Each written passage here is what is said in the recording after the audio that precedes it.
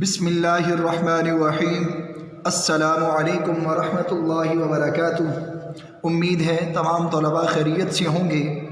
آپ کو عملی کتاب سے متعلقہ جو کام کرنے کے لیے دیا گیا تھا یقیناً تمام بچوں نے مکمل کر لیا ہوگا۔ آج درسی کتاب سے ایک نئے سبق کا آغاز کریں گے۔ اب چلتے ہیں درسی کتاب صفحہ نمبر 116 کی جانب۔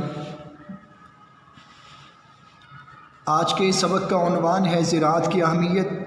عزیز طلباء، اس سبق کو پڑھنے کے بعد آپ زراعت کی اہمیت سے واقف ہو جائیں گے۔ دوسرا، زرعی ترقی کے لیے ضروری اقدامات سے روشناس ہو جائیں گے۔ تیسرا، سبق کے اہم نکات خلاصے کی صورت میں لکھ سکیں گے۔ چوتھا، زراعت اور ملکی ترقی کا تعلق جان سکیں گے۔ اب چلتے ہیں سبق کی بلند خوانی و تفہیم کی جانب۔ زراعت اور انسان کا بہت پرانا ساتھ ہے، بلکہ اگر یہ کہا جائے تو بے جانا ہوگا کہ جب سے انسان نے دنیا میں قدم رکھا زراعت کا کام شروع ہو گیا۔ بے جا نہ مناسب قدم رکھا ابتدا کی۔ جب تک یہ دنیا باقی رہے گی زراعت کی اہمیت باقی رہے گی۔ اہمیت، ضرورت۔ اس کی وجہ یہ ہے کہ انسان زندہ رہنے کے لیے کھانے پر مجبور ہے۔ یہ زراعت کا شعبہ ہی تو ہے جو انسانی خوراک پیدا کرنے میں دن رات لگا رہتا ہے۔ شعبہ حصہ۔ اس پیراگراف میں یہ بتایا گیا ہے زراعت اور انسان کا بہت پرانا ساتھ ہے۔ جب تک یہ دنیا باقی رہے گی زراعت کی ضرورت باقی رہے گی، کیونکہ انسان زندہ رہنے کے لیے کھانے پر مجبور ہے۔ ہمارا پیارا ملک پاکستان ایک زرعی ملک ہے۔ پاکستان کی تقریباً 70% آبادی دیہات میں رہتی ہے۔ دیہات میں رہنے والوں کی اکثریت زراعت کے شعبے سے منسلک ہے۔ اکثریت، زیادہ تر، منسلک، جڑی ہوئی۔ یہ لوگ کھیتی باڑی کرتے ہیں اور ملک کی غذائی ضروریات پوری کرنے کی کوشش کرتے ہیں۔ کھیتی باڑی، کاشتکاری، غذائی ضروریات، خوراک سے متعلقہ ان کی شبانہ روز محنت کی بدولت زرعی پیداوار میں اضافہ ہو رہا ہے۔ شبانہ روز، رات دن اضافہ زیادتی۔ اس پیراگراف میں یہ بتایا گیا ہے کہ پاکستان ایک زرعی ملک ہے اور پاکستان کی تقریباً 70% آبادی کا تعلق دیہات سے ہے اور دیہات میں رہنے والوں کی اکثریت زراعت کے شعبے سے منسلک ہے۔ پاکستان کے لیے زراعت بہت زیادہ اہمیت رکھتی ہے۔ اس سے ملک کی معیشت مضبوط ہوتی ہے۔ معیشت، روزگار، روزی اور کسی ملک کا مالی نظام۔ یہی وجہ ہے کہ زراعت کو پاکستان کی ریڑھ کی ہڈی تصور کیا جاتا ہے۔ تصور، خیال۔ انسانی جسم میں ریڑھ کی ہڈی کی اہمیت سے آپ بخوبی آگاہ ہیں۔ بخوبی، اچھے طریقے سے آگاہ، واقف۔ اگر خدا نہ خواستہ ریڑھ کی ہڈی میں کوئی نقص واقع ہو جائے تو انسانی جسم مفلوج ہو کر رہ جاتا ہے۔ بالکل اسی طرح ہمارے ملک کے لیے زراعت اہم ہے۔ خدا نہ خواستہ، یہ واو معدولہ ہے، اردو والے اسے خدا نہ خواستہ پڑھتے ہیں اور دوسرا اس کا مطلب ہے اللہ نہ چاہے۔ نقص، خرابی، مفلوج، اپاہج۔ اگر یہ شعبہ کمزور پڑ جائے تو اس سے ملک کمزور پڑ جاتا ہے۔ اس کے برعکس اگر زراعت کا شعبہ ترقی کرے تو اس سے ملک ترقی کرتا ہے۔ اس پیراگراف میں زراعت کی اہمیت بتائی جا رہی ہے کہ پاکستان، اس سے ملک کی معیشت مضبوط ہوتی ہے۔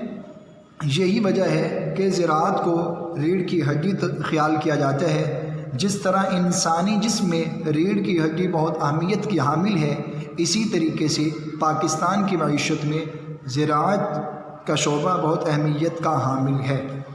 زندگی کے ہر شعبے میں سائنس کا عمل دخل دیکھا جا سکتا ہے۔ زراعت کے شعبے میں بھی سائنس نے انقلاب برپا کر دیا ہے۔ انقلاب برپا کرنا، بہت بڑی تبدیلی لانا۔ آج سے 30-40 سال قبل کھیتی باڑی کے سارے کام انسانی ہاتھوں اور ڈھور ڈنگروں کی مدد سے انجام پاتے تھے۔ ڈھور ڈنگر، مال مویشی، کھیت میں ہل چلانے، کنویں سے پانی نکالنے، گندم کی گھائی کرنے اور گنے سے رس نکالنے کے تمام کاموں کے لیے ڈھور ڈنگروں سے کام لیا جاتا تھا۔ گھائی، فصل بونا۔ اب سائنس دانوں نے کھیتی باڑی کے ہر کام کے لیے مشینیں ایجاد کر لی ہیں۔ ایجاد کا مطلب بنانا۔ ٹریکٹر کی مدد سے ہل چلایا جاتا ہے۔ ہارویسٹر کی مدد سے فصل کی کٹائی اور گہائی کا کام ایک ساتھ عمل میں آتا ہے۔ ہارویسٹر، فصل کاٹنے کی مشین۔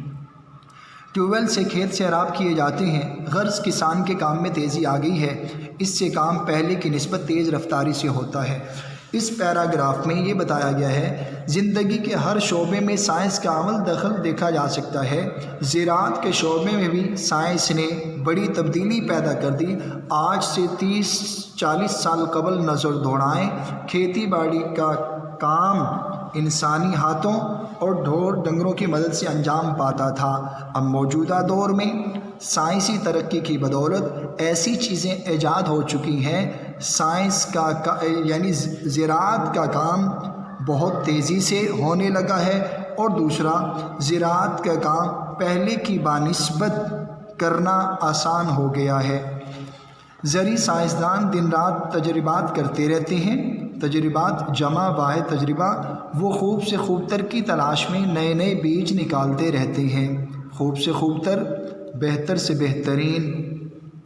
یہ نئے بیج زیادہ پیداوار دیتے ہیں، اس کے علاوہ ان میں بیماریوں کے خلاف قوت مدافعت بھی زیادہ پائی جاتی ہے۔ قوت مدافعت، دفاع کی قوت، ان بیجوں کی بدولت فی ایکڑ پیداوار میں خاطر خواہ اضافہ ہوا ہے۔ فی ایکڑ، ایک ایکڑ میں، خاطر خواہ یعنی جس کو دل پسند کرے۔ اس اضافے سے ملک کو بہت زیادہ فائدہ ہوتا ہے۔ زیادہ پیداوار ہوگی تو ملک خوراک کے معاملے میں خود کفیل ہوگا۔ خود کفیل یعنی کسی کا محتاج نہ ہونا، اسے خوراک کے معاملے میں دوسرے ملکوں کا محتاج نہیں ہونا پڑے گا۔ اگر باہر سے خوراک درآمد کی جائے تو اس پر قیمتی زر مبادلہ خرچ ہوتا ہے۔ درآمد کرنا، باہر کے ملکوں سے منگوانا، زر مبادلہ تجارت کے بدلے میں رقم کا استعمال کرنا۔ اس کے برعکس اگر ہم اپنی ضرورت سے زائد اناج پیدا کریں تو ہم اسے دوسرے ملکوں کو برآمد کر سکتے ہیں۔ برعکس الٹ، برآمد دوسرے ملکوں میں بھیجنا، اس طرح ہم قیمتی زر مبادلہ کما سکتے ہیں۔ اس پیراگراف میں یہ بتایا گیا ہے کہ زرعی سائنسدان دن رات تجربات کرتے رہتے ہیں اور وہ بہتر سے بہترین کی تلاش میں نئے نئے بیج نکالتے رہتے ہیں تاکہ ان بیجوں کی مدد سے پیداوار میں اضافہ ہو اور بیماریوں کے خلاف قوت یعنی دفاع کی قوت زیادہ پائی جائے۔ جب پیداوار زیادہ ہوگی تو پھر ملک خوراک کے معاملے میں کسی کا محتاج نہیں ہوگا، پھر بجائے درآمد کے بجائے برآمد کر کے ہم قیمتی زر مبادلہ کما سکیں گے۔ اللہ تعالیٰ نے پاکستان کو بہترین وسائل سے نوازا ہے۔ خاص طور پر پنجاب کی زمین اپنی زرخیزی کے اعتبار سے اپنی مثال آپ ہے۔ پاکستان کے نہری نظام کا شمار دنیا کے آب پاشی کے بہترین نظاموں میں کیا جاتا ہے۔ آب پاشی، کھیتوں کو پانی دینا۔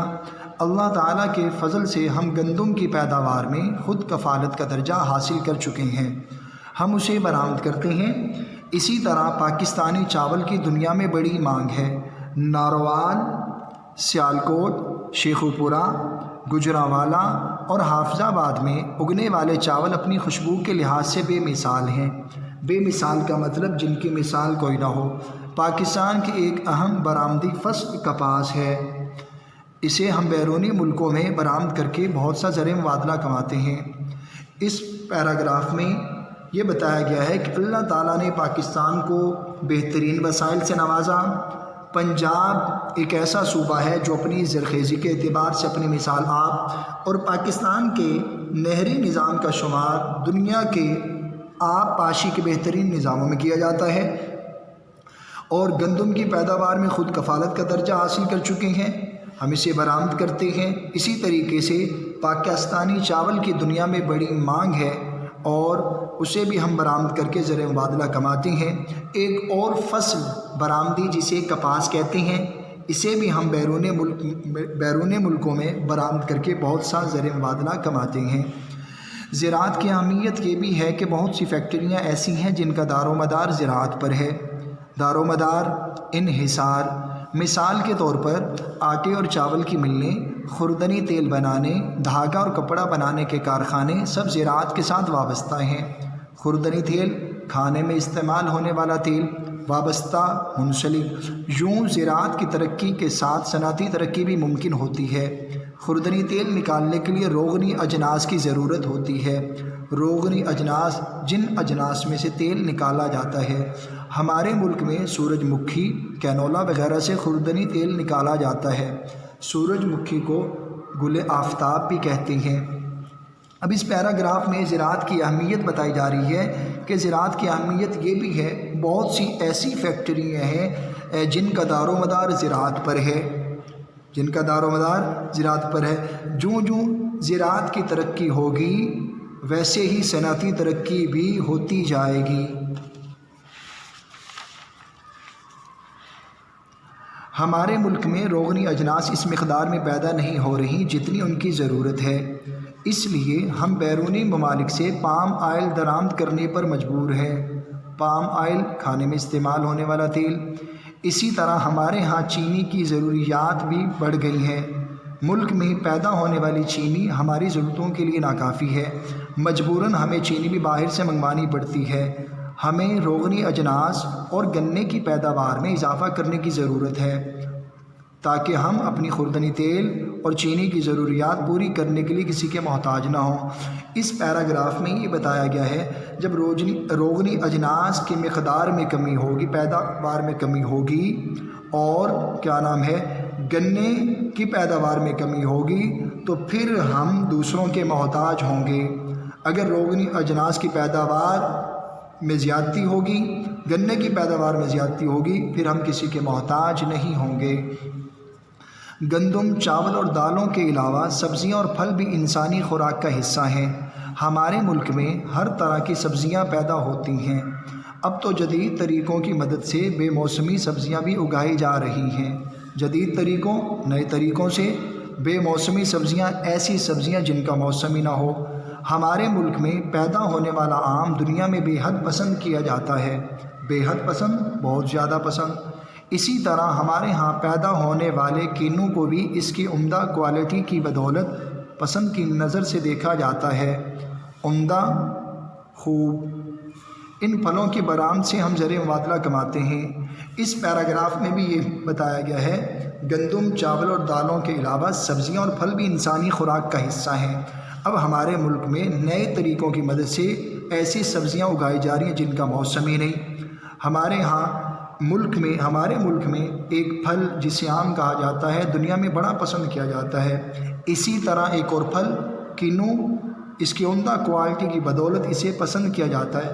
ہم ان پھلوں کی برآمد سے بھی زر مبادلہ کماتے ہیں۔ زراعت سے وابستہ دیگر شعبوں میں پولٹری فارم، ڈیری فارم اور فش فارم بھی شامل ہیں۔ دیہات میں ہر گھر میں کوئی نہ کوئی پالتو جانور پالا جاتا ہے۔ اکثر گھروں میں گائے یا بھینس ہوتی ہے، کچھ لوگ بھیڑ بکریاں پالتے ہیں۔ ڈیری فارم میں اعلیٰ نسل کے دودھ دینے والے جانور رکھے جاتے ہیں۔ ان جانوروں سے دودھ، مکھن، گھی کے علاوہ گوشت بھی حاصل ہوتا ہے۔ ان کی کھالوں سے چمڑے کے کارخانے چلتے ہیں۔ ان کا گوبر قدرتی کھاد کا کام دیتا ہے۔ کئی کسان پولٹری فارم کا کاروبار بھی کرتے ہیں۔ پولٹری فارم سے انڈوں کے علاوہ گوشت کی ضروریات پوری ہوتی ہیں۔ ہمارے کچھ کسان بھائیوں نے مچھلی کے فارم بھی بنا رکھے ہیں، ان سے ہمیں مچھلی کا گوشت حاصل ہوتا ہے۔ زراعت سے منسلک دیگر شعبوں میں poultry farm, dairy farm, fish farm بھی شامل ہیں۔ پولٹری فارم میں انڈوں کے علاوہ گوشت حاصل ہوتا ہے۔ ڈیری فارم میں اعلیٰ نسل کے دودھ دینے والے جانور رکھے جاتے ہیں جن سے ہمیں دودھ، مکھن، گھی کے علاوہ گوشت بھی حاصل ہوتا ہے، اور ان جانوروں کی کھالوں سے چمڑے کے کارخانے چلتے ہیں اور ان کے گوبر سے قدرتی کھاد کا کام لیا جاتا ہے۔ فش فارم یعنی کئی کسان بھائی ایسے ہیں جنہوں نے فش فارم بنا رکھے ہیں جن سے ہمیں مچھلی کا گوشت ملتا ہے۔ اگر ملک کو خوشحال کرنا ہے تو ہمیں کسان کو خوشحال کرنا ہوگا۔ اگر ہم زراعت کو ترقی دیں تو ہم اپنے پاؤں پر خود کھڑے ہو سکتے ہیں۔ اپنے پاؤں پر خود کھڑے ہونے کا مطلب کسی کا محتاج نہ ہونا۔ ہم غیر ملکی امداد سے بے نیاز ہو سکتے ہیں۔ امداد مدد کی جمع، بے نیاز بے پرواہ ہونا۔ ہم قیمتی زر مبادلہ بچا سکتے ہیں، مگر اس کے لیے ایک ہی نسخہ ہے، اور وہ یہ ہے کہ ہم اپنے کسان بھائیوں کو زیادہ سے زیادہ سہولتیں دیں۔ ہم انہیں سستے اور معیاری بیج فراہم کریں۔ ہم کھاد، زرعی ادویات اور زرعی مشینری کو سستا کر دیں۔ کسانوں کو ٹریکٹر اور ٹیوب ویل چلانے کے لیے رعایتی نرخوں پر تیل فراہم کریں۔ رعایتی نرخ کا مطلب کم قیمت۔ ہمارا ہمسایہ ملک بھارت اپنے کسانوں کو مفت بجلی فراہم کر رہا ہے۔ ہمیں بھی چاہیے کہ ہم اپنے کسانوں کی مشکلات کو کم کریں۔ اگر ہم نے ایسا کیا تو ہمارا ملک زراعت کے میدان میں بہت ترقی کرے گا۔ اس پیراگراف میں ملک کی خوشحالی کے حوالے سے بتایا گیا ہے۔ اگر ہم چاہتے ہمارا ملک خوشحال ہو تو ہمیں کسانوں کو خوشحال ہونا ہوگا۔ جب کسان ہم زراعت کو ترقی دیں گے تو ہم پھر کسی کے محتاج نہیں رہیں گے۔ تو اس کا ایک ہی طریقہ ہے کہ ہم کسان بھائیوں کو زیادہ سے زیادہ سہولتیں دیں، انہیں سستے اور معیاری بیج فراہم کریں اور کھاد، زرعی ادویات اور زرعی مشین کو سستا کر دیں۔ کسانوں کو ٹریکٹر اور ٹیوب ویل چلانے کے لیے کم قیمتوں پر تیل فراہم کریں، جس طرح ہمارا پڑوسی ملک بھارت اپنے کسانوں کو مفت بجلی فراہم کر رہا ہے۔ ہمیں بھی چاہیے اپنے کسانوں کی مشکلات کو کم کریں۔ اگر ہم نے ایسا کیا تو ہمارا ملک زراعت کے میدان میں بہت ترقی کرے گا۔ عزیز طلباء، یہ تھی سبق کی بلند خوانی و تفہیم جو آپ نے سنی۔ امید ہے تمام بچے زراعت کی اہمیت سمجھ گئے ہوں گے۔ اب چلتے ہیں زراعت کی اہمیت کے مشکل الفاظ کے معنی کی جانب۔ آپ صفحہ نمبر 153 پر دیکھ رہے ہیں، یہ میں نے الفاظ نمایاں کر دیے ہیں۔